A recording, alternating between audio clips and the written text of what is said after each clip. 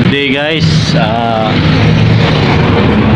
Coolant check muna tayo sa motor ni Sir. Click 125 version 3. So change oil namin. Tinignan na namin yung coolant. Kasi napansin namin na mababa na.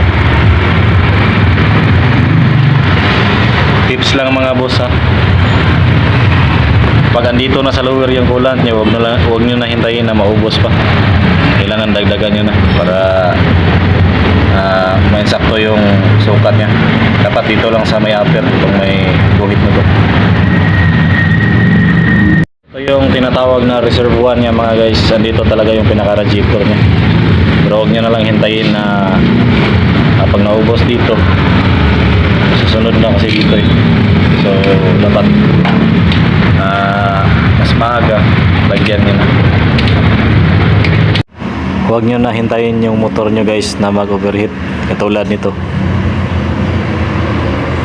Tingnan nyo. Tapos pagkatapos ng overheating ng motor nyo guys,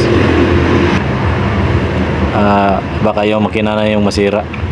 Kaya ugaliin nyo talaga mag refill ng